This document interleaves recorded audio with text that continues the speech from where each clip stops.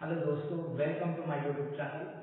आज हम पढ़ने वाले हैं स्टूडेंट इम्प्रॉपर इंटीग्रल का द्वितीय प्रकार के विषम समाकल हो या फिर हम बोल सकते हैं the improper integral of second kind. तो इससे रिलेटेड हम लोग कन्वर्जेंस कब होगा उसके क्वेश्चन को हम लोग ध्यान देने वाले हैं। ठीक है, तो किस टाइप से रहता है तो हम बोलेंगे ये क्या है, जैसे कि हम बोले test for the convergence of improper integral of a second kind.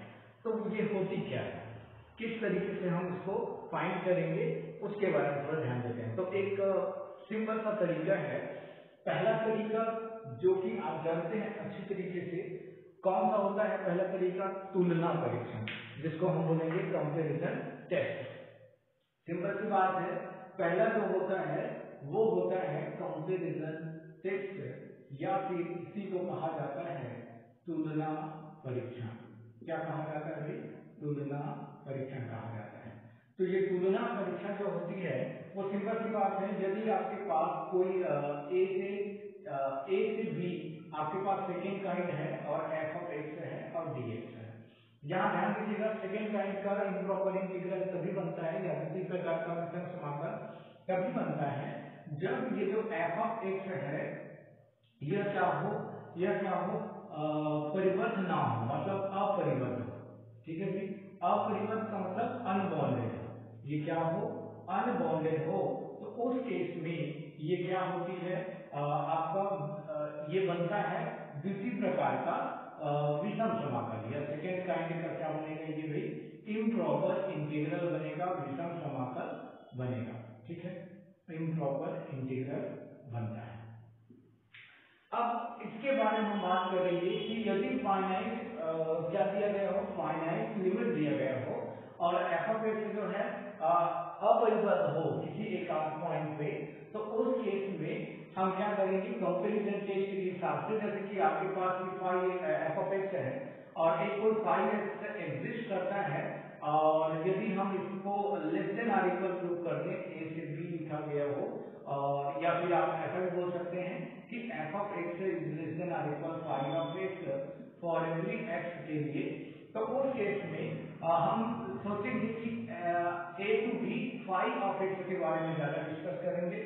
यदि ये five of x a to b जो होगा, यदि अभिसारी है, ये अभिसारी है या कन्वर्जेंट है, तो उस केस में आप क्या बोलेंगे कि ए से बी जो होगा, एफ ऑफ एक्स जो होगा वह भी क्या होगा? कन्वर्जेंट होगा, ऐसा आप बताएंगे। ठीक है, तो ये होती है कंपैरिजन टेस्ट। कभी डाइवर्जेंस की बात करनी हो तो आप एफ ऑफ एक्स को चेक कर रहे हो या फाइव ऑफ एक्स को चेक कर रहे हो, तो एफ ऑफ एक्स मतलब उससे छोटे वाले को चेक करना है। यदि बड़ा कन्वर्जेंस है तो उसका छोटा जो होगा वो क्या बनेगा? कन्वर्जेंस होगा। लेकिन उसका छोटा डाइवर्जेंस है तो उसका बड़ा वैल्यू भी डाइवर्जेंस होगा। ये होती है तुलना परीक्षण।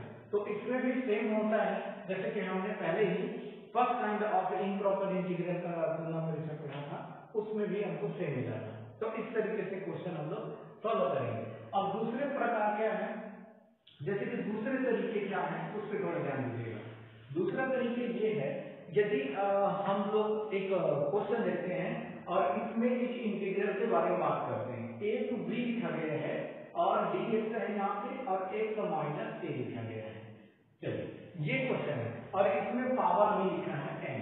अब बताइए कि n के किस मान पे ये कन्वर्जेंट होगा और n के किस मान पे ये डाइवर्जेंस होगा, इसके बारे में हमको डिस्कस करते हैं। ध्यान दीजिएगा, सबसे पहले ये फाइनाइट इंटीग्रल, फाइनाइट में है a और b जो है वो क्या है? फाइनाइट है, मतलब आपको इनफाइनाइट वैल्यू नहीं दिया गया है। तो ये इम्प्रॉपर इंटीग्रल तो है, इम्प्रॉपर इंटीग्रल इसलिए है क्योंकि x is equal to a रखने पे ये क्या होगा? अनबाउंडेड हो जाएगा, क्योंकि जीरो बन जाएगा और 1/0 जो है इनफाइनाइट आ सकता है। ठीक है, तो हम बोले कि ये जो है वो क्या हो सकता है? अनबाउंडेड हो सकता है, इसलिए हम इसको एक प्रकार का इम्प्रॉपर इंटीग्रल अभी मान के चल रहे हैं। ठीक है, तो ये इम्प्रॉपर इंटीग्रल को सॉल्व कैसे करेंगे? तो सॉल्व करने के लिए हम क्या करेंगे? इसको एक तो हम लिमिट लगा लेंगे x टेंस टू, या फिर एप्सिलॉन टेंस टू, यहाँ पे लिख लीजिएगा एप्सिलॉन टेंस टू 0 कर लीजिएगा। और यहाँ पे लिख लीजिए a प्लस एप्सिलॉन, थोड़ा सा बढ़ा दीजिए एप्सिलॉन को, और b लिखिए, dx लिखिए, यहाँ पे आप x माइनस 1 और यहाँ पे पावर में n है तो वो n ही रहेगा। तो इस तरीके से आप थोड़ा सा इसको लिखना है आपको। अब मैंने पहले जब पढ़ते थे हम लोग तो वहां पे हम x टेंस टू इनफाइनाइट लिखते थे, लेकिन x टेंस टू इनफाइनाइट लेने की इसमें कोई जरूरत नहीं पड़ेगा, या x टेंस टू क्या लिखेंगे, x टेंस टू इनफाइनाइट लिखते थे। कब इसके इनफाइनाइट लिखते थे, जब यहाँ पे पावर में इनफाइनाइट होता था। तो अब यहाँ पे ऐसा कुछ नहीं मिलेगा, क्योंकि इनफाइनाइट रहेगा ही नहीं। क्यों? क्योंकि फाइनाइट रेंज है तो बीच का ही कोई मेंबर आएगा, इनफाइनाइट तो नहीं आएगा। इसीलिए हम एप्सिलॉन टेंस टू 0 लिखेंगे और एप्सिलॉन के रूप में इसको सॉल्व करेंगे। तो सॉल्व करने की क्या तरीके, तो केवल इंटीग्रेशन, आपको इंटीग्रेशन इसमें करनी है। तो यहाँ पे आप लिखेंगे एप्सिलॉन टेंस टू 0 और इसका इंटीग्रेशन आप करेंगे तो कुछ इस तरीके से मिलेगा। क्या मिलेगा? एप्सिलॉन टेंस टू 0 मिलेगा और इंटीग्रेशन जब आप करेंगे तो x टू द पावर में n माइनस 1 का इंटीग्रेशन होगा, सॉरी माइनस n का इंटीग्रेशन होगा, और यहाँ पे आपका लिमिट जैसा है वैसा रहेगा। अब इसका इंटीग्रेशन करिए तो आप लिखेंगे लिमिट एप्सिलॉन टेंस टू 0, और जब आप इसका इंटीग्रेशन कर लेते हैं तो x minus a to the power में n माइनस 1 प्लस 1 और माइनस n प्लस 1 ये वैल्यू मिलेगा। यहाँ पे a के फॉर्म में रहेगा। फिर आप वैल्यू पुट करेंगे, लिमिट पुट करेंगे तो एप्सिलॉन टेंस टू 0, और यहाँ से आप बोल सकते हैं कि a माइनस, तो ये वैल्यू आप पुट करेंगे तो यहाँ पे मिलेगा b minus a to the power में n प्लस 1 अपॉन में माइनस n प्लस 1। फिर आप माइनस लिखेंगे और इस वैल्यू को पुट करेंगे तो a plus epsilon minus a upon में होल पावर में माइनस n प्लस 1 अपॉन में माइनस n प्लस 1 मिलेगा। ठीक है, ये लाइन मिल जाएगा।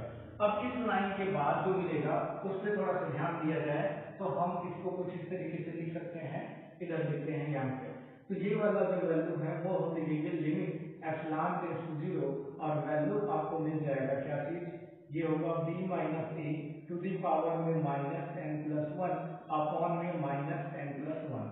फिर ये जो वैल्यू होगा a कट जाएगा तो एप्सिलॉन के पावर में 1 माइनस n, और इसको भी 1 माइनस n भी आप लिख सकते हो, नीचे वाले को भी 1 माइनस n लिख सकते हैं। जो 1 माइनस n कॉमन है उसको कॉमन निकाल सकते हो, बाकी जो बच जाएगा वो उसको आपको लिखना है। तो 1 अपॉन 1 माइनस n बाहर हो गया और बाकी जो बच गया उसमें लिमिट लगाओगे। यदि इसमें लिमिट लगाते हो तो कोई फर्क नहीं पड़ेगा, क्योंकि यहाँ पे एप्सिलॉन नहीं है, तो आप यहाँ पे सीधा लिख सकते हैं b माइनस a के पावर में 1 माइनस एप्सिलॉन होगा, n होगा। फिर यहाँ पे आप लिमिट लगाएंगे तो लिमिट लिखना पड़ेगा आपको एप्सिलॉन टेंस टू 0, एप्सिलॉन के पावर में 1 माइनस n होगा, ऐसे आप लिखेंगे। ठीक है, यहाँ तक आपको समझ में आ गया होगा, कोई दिक्कत नहीं है, इंटीग्रेशन बस आपको करनी है। इसी के बाद आपको थोड़ा सा ध्यान देनी है। क्या ध्यान देना है भाई? आपको कंडीशन पे ध्यान देनी है। क्या क्या कंडीशन हो सकती है, तो n के कंडीशन पे हमको फोकस करनी है। ध्यान दीजिएगा, यदि n जो है वो 1 से छोटा हो, बहुत ही इंपॉर्टेंट कंडीशन देखे ध्यान दीजिएगा, n की वैल्यू 1 से छोटा हो तो क्या होगा। देखिए, यदि n की वैल्यू 1 से छोटा होगा तो उस कंडीशन में हम बोलेंगे कि n या फिर हम बोल सकते हैं कि यहाँ 0 होगा, लेस देन होगा 1 माइनस n, n को हमने इधर ट्रांसफर किया। तो ध्यान दीजिएगा कि 1 माइनस n का जो मान होगा वो 0 से बड़ा होगा। 1 माइनस n का मान जो होगा वो 0 से बड़ा होगा। इसका मतलब ये पॉजिटिव पावर रहेगा। क्या पावर रहेगा भाई? पॉजिटिव रहेगा। 0 से बड़ा मतलब पॉजिटिव। अब पॉजिटिव होना का मतलब यदि मैं एप्सिलॉन टेंस टू 0 रख देता हूँ यहाँ पे तो ये मान 0 ही मिलेगा। ठीक है, तो इसका आंसर क्या बन जाएगा? उस स्थिति में इस इंटीग्रल का जो आंसर होगा वो मिल जाएगा 1 अपॉन 1 माइनस n, और ये होगा b minus a to the power 1 minus n, और इसकी वैल्यू बन जाएगी 0। तो आपको यहाँ से क्या मिलेगा? फाइनाइट मिलेगा, और फाइनाइट मिलने का मतलब होगा कि पूरा इंटीग्रल जो है वो कन्वर्जेंट हो जाएगा। कौन से केस में? n लेस देन 1 केस में ये जो इंटरवल है वो क्या हो जाएगा? कन्वर्जेंट प्रूफ हो गया। ठीक है, अब हम बात करेंगे ग्रेटर देन वाली कंडीशन में क्या होगा। तो चलिए देखते हैं ग्रेटर देन वाली कंडीशन में क्या होता है। यदि लेस देन थे तो हमें समझ में आया ये कन्वर्जेंट हो गया है, अभिसारी हो गया है, क्योंकि फाइनाइट वैल्यू आ रहा है। यदि हम बात करते हैं ग्रेटर देन की, तो यदि n ग्रेटर देन 1 हो तो उस केस में आप सिंपल सी बात है, आप यहाँ पे लिखेंगे जो भी हमारा इंटीग्रल है वो होगा 1/n के रूप में, यहाँ होगा v minus a to the power में 1 माइनस n, और इसकी जो वैल्यू होगी वो limit epsilon tends to 0 epsilon 1 minus n। तो यहाँ ध्यान दीजिएगा यदि n माइनस 1 ऐसा है तो इसका मतलब होगा ये 0 होगा और ये ग्रेटर देन होगा 1 माइनस n के, मतलब 0 बड़ा है और 1 माइनस n छोटा है, तो ये नेगेटिव हो जाएगा, और नेगेटिव होता है तो हम उसको पावर को नीचे ला सकते हैं, और नीचे लाए तो इसका मतलब यदि मैं n टेंड्स टू इनफाइनाइट रखूं तो यहाँ पे मैं नीचे लाता हूँ पहले, फिर यहाँ पे 1 बाई एप्सिलॉन के पावर में 1 माइनस n ना लिख के यहाँ पे n माइनस 1 लिखूंगा, नीचे लाऊंगा तो माइनस 1 हो जाएगा। ये n माइनस 1 जो होगा वो पॉजिटिव बन जाएगा क्योंकि n बड़ा है x से, तो ये पॉजिटिव होगा। अब वैल्यू पुट करूंगा तो 1/0 दैट इज इनफाइनाइट आएगा। यहाँ पे जो वैल्यू होगा वो आपको क्या मिलेगा, माइनस इनफाइनाइट मिलने वाला है। यहाँ पे क्या मिलने वाला है, इनफाइनाइट और माइनस, तो इसका मतलब आपको क्या मिला, माइनस इनफाइनाइट मिला, और माइनस इनफाइनाइट पे क्या होता है भाई, तो हमारा इंटीग्रल क्या हो जाएगा, डाइवर्जेंट हो जाएगा। यहाँ पे इंटीग्रल क्या हो जाएगा, डाइवर्जेंट हो जाएगा या अपसारी हो जाएगा। कहाँ पे, n ग्रेटर देन 1 पे। ठीक है, अब हम बात करते हैं इक्वलिटी के बारे में। यदि n इज इक्वल टू 1 हो तो क्या होगा, तो n इज इक्वल टू 1 हो तो हम चेक करते हैं। देखिए ध्यान दीजिएगा, n इज इक्वल टू 1 होगा तो हम किस तरीके से इस क्वेश्चन को बनाएंगे। ठीक है, तो हम चेक करते हैं कि यदि n इज इक्वल टू 1 हो, थर्ड कंडीशन, तो third condition n is equal to 1 होने से आपके इंटीग्रल में कुछ इस तरीके से मिलेगा, जो आप लिखेंगे इस तरीके से, इसके पावर में लिख देंगे 1। अब आप इसको सेम लिखेंगे तो limit epsilon tends to 0 a plus epsilon, यहाँ b लिखेंगे b x लिखेंगे x माइनस a की पावर में 1। इंटीग्रेशन करेंगे आप इसका, तो यहाँ पे आप लिखेंगे लिमिट एप्सिलॉन टेंड्स टू 0, आप इसका इंटीग्रेशन करेंगे तो log ऑफ आपको मिलेगा x minus a, x minus a, अब x का कोएफिशिएंट है 1 इसलिए अपॉन में 1 आ जाएगा, और लिमिट में आपका रहेगा ये वैल्यू। ठीक, अब वैल्यू पुट करिए तो आपको क्या मिलेगा, एप्सिलॉन टेंड्स टू 0 रहेगा, यहाँ आप वैल्यू पुट करेंगे तो log ऑफ a मिलेगा, log ऑफ b मिलेगा, माइनस a मिलेगा, फिर माइनस में आएगा log of a plus epsilon minus a। आप अपर लिमिट भी रख दिए और लोअर लिमिट भी a प्लस एप्सिलॉन रख दिए, ये a कैंसिल आउट हो जाएगा, बचेगा आपको क्या मिलेगा, तो यहाँ पे मिलेगा लिमिट एप्सिलॉन टेंड्स टू 0, यहाँ से limit epsilon tends to 0 log of b minus a minus a cut जाएगा, कैंसिल हो जाएगा, तो बचेगा log एप्सिलॉन। यदि आप एप्सिलॉन टेंड्स टू 0 रखते हो तो यहाँ से आपको मिलेगा log b माइनस a और log 0, और log 0 का मान होता है इनफाइनाइट, log 0 का मान होता है इनफाइनाइट, क्योंकि वो डिफाइन नहीं होता है, इसलिए यहाँ माइनस इनफाइनाइट आएगा, और माइनस इनफाइनाइट आने से ये आपको माइनस इनफाइनाइट मिल जाएगा, और कंप्लीटली माइनस इनफाइनाइट की वजह से आपका जो इंटीग्रल है वो डाइवर्जेंट हो जाएगा, अपसारी हो जाएगा।